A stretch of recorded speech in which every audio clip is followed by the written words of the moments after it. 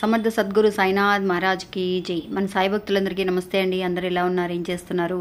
ఈరోజు వీడియోలోకి వెళ్లే ముందు బాబా గారి ఆశీస్సులు మీ అందరికీ దొరకాలని మనస్ఫూర్తిగా కోరుకుంటున్నాను. ఇంకా ఈరోజు బాబా ఏమంటున్నారు అని అంటే, బిడ్డ నీ జీవితాన్ని నాశనం చేయాలి అని అనుకున్న వాళ్ళకి నువ్వు ఇలా సమాధానం చెప్పు తల్లి.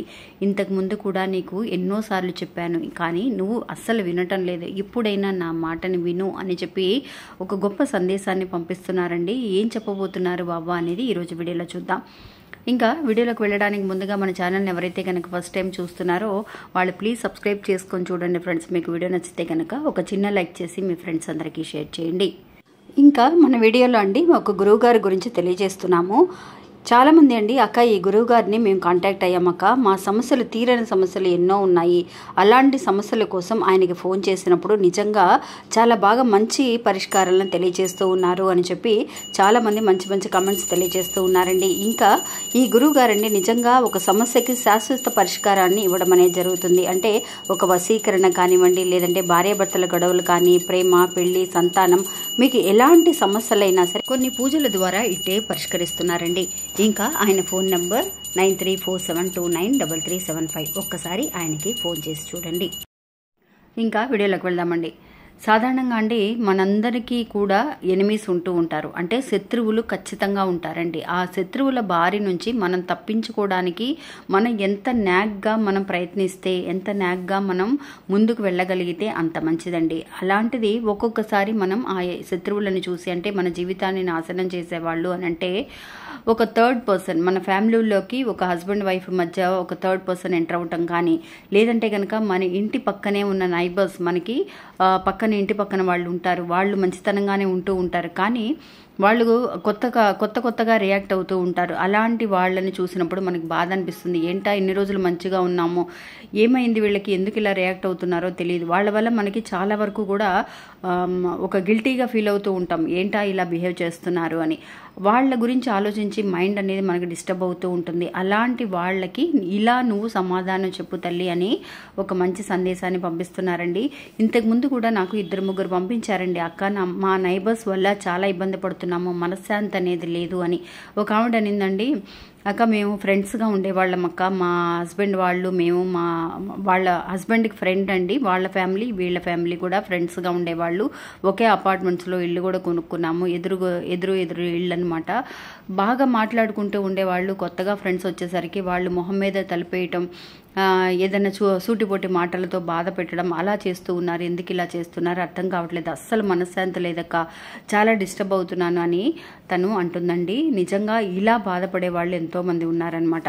మన ముందు మంచిగానే మాట్లాడుతూ ఉంటారు, మన వెనక వెళ్ళి అనవసరంగా తిడుతూ ఉంటారు. అలాంటి మాటలు మనం విన్నామంటే కనుక నిజంగా చాలా బాధ అనిపిస్తుందండి. అలా నిజంగా నా లైఫ్లో కూడా జరిగిందండి. మన ఇంటికి పక్కన, ఇప్పుడు మేము ఉండే ఇంటికి మాకు కూడా నైబర్స్ పక్కన ఒక ఆవిడ వచ్చిందండి కొత్తగా. అంటే ఇది 2 సంవత్సరాల క్రితం జరిగిన ఒక విషయం. ఆవిడికి మన ఛానల్ గురించి చెప్పడం అనేది జరిగింది. బాబా ఛానల్ ఇలా చేస్తున్నాము చూడండి అని అన్నప్పుడు వాళ్ళు చూసారనమాట. చూసి తనకి ఏమైందో నాకు తెలియదు, కానీ అసలు తను ఇంతకుముందు కూడా ట్రై చేసిందంటండి యూట్యూబ్లో చేయటం. నేను ఇలా చేశానక కుకింగ్ ఛానల్ స్టార్ట్ చేశాను, నాకు ఇలా వస్తుంది, నాకు కూడా వ్యూస్ అవి బాగా వస్తాయి అని చెప్పినప్పుడు ఛానల్ నేమ్ చెప్పండి మేము చూస్తానని చెప్పేసి నేను అన్నానండి. అన్నప్పుడు తను ఛానల్ నేమే చెప్పలేదు. మన ఛానల్ నేమ్ మనం మర్చిపోతామా? తను ఏంటి నేమ్ చెప్పడానికి ఏంటి ఆలోచిస్తుంది. అక్క నాకు సరిగ్గా గుర్తులేదు, ఒక్క నిమిషం మా ఆయన చూస్తారు ఇవన్నీ కూడా, నేను అడుగుతాను అని. తనకి అసలు ఛానల్ ఉందా లేదా అని కూడా నాకు తెలియదు. తను ఎందుకు అలా చెప్పిందో కూడా నాకు అర్థం కాలేదండి. ఆ తర్వాత కొన్ని రోజుల తర్వాత ఏమైంది అంటే, మన ఛానల్ నేమ్ చెప్పాము, తను ఫాలో అవుతూ ఉంది. కొన్ని రోజుల పాటు తను లైక్ చేయటము, తను వచ్చేసి ఫాలో అవ్వడం చేసిందండి. కొన్ని రోజుల తర్వాత పోను ఏమైంది అని అంటే, వాళ్ళు మనకి ఏంటో కొంచెం ఎనిమిగా నడుస్తూ ఉన్నట్టుగా, ఒక శత్రువుగా చూస్తున్నట్టుగా అనిపించిందండి నాకైతే కనుక. ఎందుకు ఇలా బిహేవ్ చేస్తున్నా అర్థం కాలేదు. చూస్తే వీడియోస్కి కింద కమెంట్స్ అండి, బ్యాడ్ కమెంట్స్ చేయటం, అది ఎవరు చేస్తున్నారో తెలియక వేరే ఎవరో పేరులోంచి చేయటం అనేది జరిగిందనమాట. అలా అబ్జర్వ్ చేశానమాట. నేను చేసి నాకు తెలుసు తనే పంపించిందని తెలుసండి, అయినా సరే నేను అస్సలు పట్టించుకోలేదు. మనం ఎప్పుడు కూడా అండి మన గురించి గిట్టని వాళ్ళు, మనల్ని ఎదుగుదలను చూసి ఓర్చుకోలేని వాళ్ళు మాత్రమే ఇలా చేయగలరా, మనం చేస్తే కలిసి కలిసి రాలేదన్నా కొంత బాధ అనేది ఉంటుంది, ప్లస్ కలిసి రావట్లేదన్నా కొంత దిగులు వల్ల, లేదంటే ఒక ఇన్ఫీరియారిటీ కాంప్లెక్స్ వల్ల ఏమో కానీ తను ఇట్లా చేస్తూ ఉండేదండి. నేను కూడా చూసి వదిలేశాను అనమాట. ఏంటా ఎప్పుడు రాని కమెంట్స్ అండి అవి. అలా వస్తూ ఉండేసరికి నాకు అనిపించింది వీళ్ళ వల్లే ఇలా జరుగుతుంది, తన పేరునికి సంబంధించినట్టుగా వస్తున్నాయి అని చెప్పేసి నేను పట్టించుకోకుండా వదిలేశాను. వాళ్ళ నెంబర్ని నేను బ్లాక్ చేసేసానండి. చేసినప్పుడు కొన్ని రోజుల తర్వాత మాట్లాడడం మానేసింది అనమాట. ఆ మెసేజెస్ని మనం బ్లాక్ చేసినప్పుడు ఎదుటి వాళ్ళకి తెలియదు అనమాట.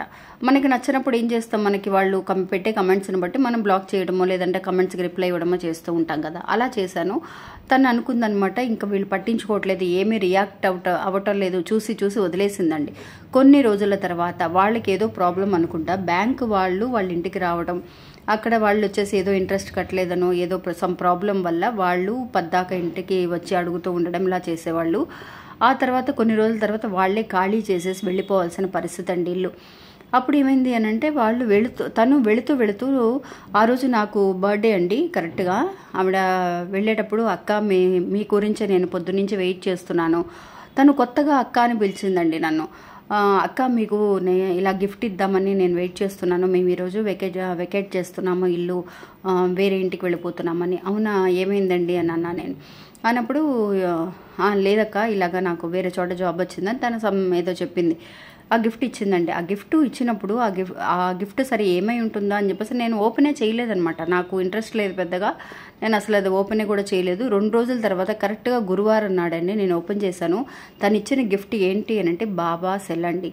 బాబా విగ్రహాన్ని తను గిఫ్ట్గా ఇవ్వడం అనేది జరిగిందనమాట నాకు. అందువల్ల బాబా ఎప్పుడు కూడా మనకు చెప్తూ ఉంటారండి, మనకి ఎంత ఎనిమీస్ ఉన్నా, మనకి ఎలాంటి శత్రువులు ఉన్నా కూడా మనం చేయవలసిందల్లా ఏంటి అని అంటే వాళ్ళు చేసే పనులను చూస్తూ మనం సైలెంట్గా ఉండడమే. ఉంటే వాళ్ళంతా వాళ్లే విసుగు చెంది వాళ్లే తప్పించుకొని వెళ్ళిపోతూ ఉంటాయి, ఇంకా వీళ్లతో మన వల్ల కాదు అని. బాబా వాళ్ళకి ఏ రూపంలో వాళ్ళకి బుద్ధి చెప్పారో నాకు అర్థం కాలేదండి. వెళ్ళేటప్పుడు తనకి బాబా అంటే నమ్మకం లేదని, అంటే వచ్చిన కొత్తలో తనకి బాబా అంటే నమ్మకం లేదని, నేను పెద్దగా చూడను అని అన్నట్టుగా తను చెప్పిందండి. కానీ బాబా ఛానల్ ఫాలో అవటం కానీ ఇంకా వీళ్లతో పెట్టుకుంటే మన వల్ల కాదని అనుకుందో ఏమో కానీ వెళ్ళేటప్పుడు ఇలా బాబా విగ్రహాన్ని నాకు గిఫ్ట్గా ఇవ్వాలనుకొని ఇచ్చేసి వెళ్ళింది అని అంటే అంతలాగా బాబా మార్చారని నేనైతే అనుకున్నానండి. అప్పటి నుంచి ఒక్కొక్కళ్ళ వల్ల కొన్ని విషయాలు మనం నేర్చుకుంటూ ఉంటాం. మన నైబర్స్ వల్ల మనం నేర్చుకోవాల్సిన కొన్ని విషయాలు ఇలా కూడా ఉంటాయా, ఇలాంటి వాళ్ళు కూడా ఉంటారా అని నేర్చుకున్నాం అనమాట. అందువల్ల లైఫ్లో మనం ఇంత సైలెంట్గా ఏదైనా సరే పెద్దగా రియాక్ట్ అవ్వకూడదండి. అయితే మాత్రం మనల్ని ఇంకా కూడా ఏడిపించాలని చూస్తూ ఉంటారు, బాధ పెట్టాలని చూస్తారే కానీ వాళ్ళయ్యో బాధపడుతున్నారే అని వదిలిపెట్టారండి మనల్ని. అందువల్ల మనం ఇలా కనుక సైలెంట్గా ఉండగలిగితే బాబానే వాళ్ళకి తగిన బుద్ధి చెప్పడము, వాళ్ళకి అర్థమయ్యేలాగా చెప్పడము చేస్తూ ఉంటారనమాట. ఇంకా ఇది ఫ్రెండ్స్, ఇది అవునా కాదా అనే విషయాన్ని నా కమెంట్స్లో కూడా తెలియచేయండి. ఇంక ఇది ఫ్రెండ్స్ ఈరోజు మన వీడియో. ఈ వీడియో కూడా మీ అందరికీ ఒక నమ్మకాన్ని, ధైర్యాన్ని ఇస్తుంది అనుకుంటున్నాను. నచ్చితే కనుక ఒక చిన్న లైక్ చేసి సపోర్ట్ చేయండి, మీ ఫ్రెండ్స్ కూడా షేర్ చేయండి. నమస్తే, సాయిరామ్.